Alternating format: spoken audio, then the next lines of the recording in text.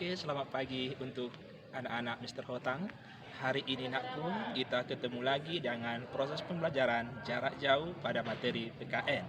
Untuk materi kita kali ini nakku kita akan membahas bagaimanakah proses persatuan dan kesatuan bangsa Indonesia dari masa ke masa.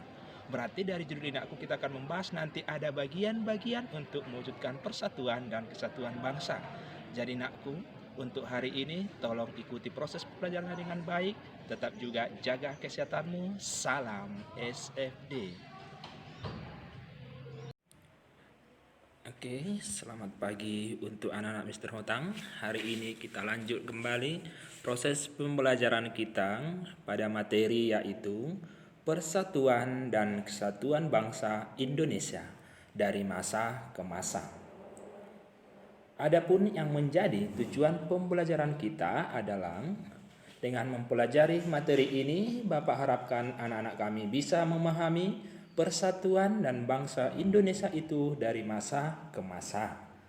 Oke, kita mulai yaitu masa revolusi kemerdekaan. Kalau dikatakan masa revolusi kemerdekaan, aku berarti di sini ini jangkanya adalah tidak lama ataupun tidak panjang. Karena di situ revolusi di situ akan muncul perubahan secara cepat dalam bidang yang namanya kemerdekaan kita. Pada masa ini, bentuk daripada NRI adalah kesatuan. Dengan bentuk pemerintahan adalah republik. Dan sistem pemerintahan kita adalah presidensial. Yang menjadi permasalahan nakku adalah apakah makna daripada bentuk negara, bentuk pemerintahan, dan juga sistem pemerintahan. Oke, kita kaji satu-satu ya anakku.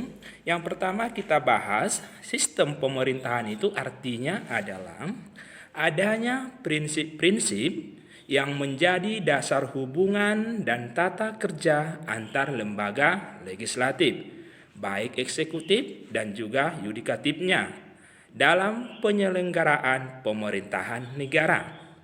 Itu makna daripada sistem pemerintahan. Sekali lagi, Mister ulang ya anakku.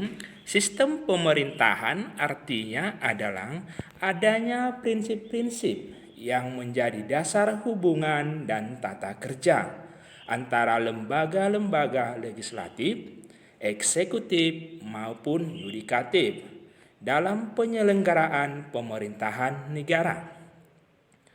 Sedangkan bentuk negara artinya adalah dimensi negara kita lihat berdasarkan pembagian kekuasaan antar tingkat pemerintahan, mulai dari pemerintahan pusat dan daerah. Ya, sekali lagi, makna daripada bentuk pemerintahan ataupun bentuk negara adalah artinya dimensi negara dilihat berdasarkan pembagian kekuasaan antar tingkat pemerintah pusat sampai dengan pemerintah daerah. Itu ya anakku. Jadi kalau dikatakan nanti bentuk pemerintah berbeda lagi. Di mana bentuk pemerintah itu artinya adalah dimensi negara dilihat berdasarkan cara mengisi jabatan kepala negara. Jadi kalau kita lihat pada masa ini, periode yang dipakai sebagai pegangan adalah adanya Undang-Undang Dasar 1945. Tetapi pelaksanaannya ini nakku belum dapat dijalankan secara murni dan konsekuen. Kenapa? Karena masa ini ya Indonesia baru merdeka, masih fokus kepada untuk mengisi kemerdekaan yang baru kita peroleh. Oke, kita lanjut. Dilihat dari sudut sejarah ketatanegaraan kita selama revolusi, banyak terjadi peperangan antar negara Indonesia dengan yang merdeka yaitu Republik Indonesia dan Kerajaan Belanda sebagai lawan. Dalam perang kemerdekaan ini nakku, akhirnya di mana Belanda lah yang kalah dengan diadakannya KMB tersebut.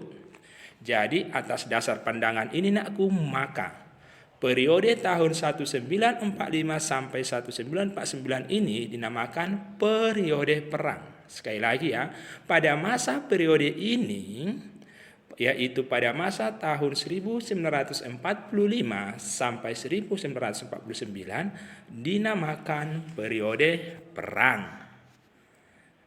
Lalu kita lihat apa yang terjadi pada saat ini juga, ya. Kita lihat pada masa ini, pada masa revolusi terjadi pemberontakan. Yang pertama ada pemberontakan Partai Komunis ataupun sering disingkat dengan PKI, yaitu ada di Madiun pada tahun 1948.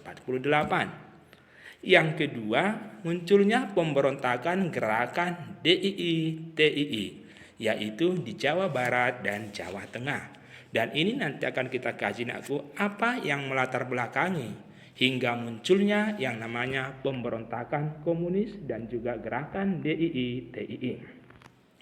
Kita lihat pada masa awal September 1948, pimpinan PKI itu adalah dipegang oleh Musso. Diingat ya anakku, pada masa ini tahun 1948 pimpinan PKI itu dipegang oleh Musso.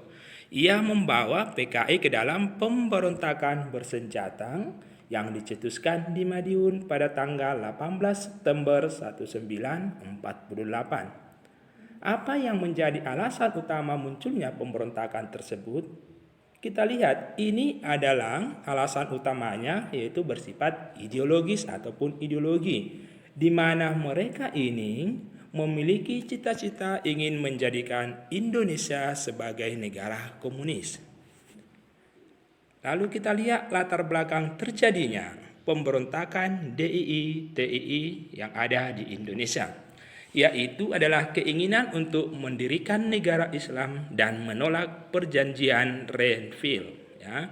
Misalnya pemberontakan DII-TII di Aceh dilatar belakangi oleh adanya penolakan penggabungan Provinsi Aceh ke Sumatera Utara. Ya. Itu ya anakku yang menjadi pokok pembahasan kita hari ini. Sedikit, singkat, tapi Bapak harapkan bisa anak-anak kami pahami.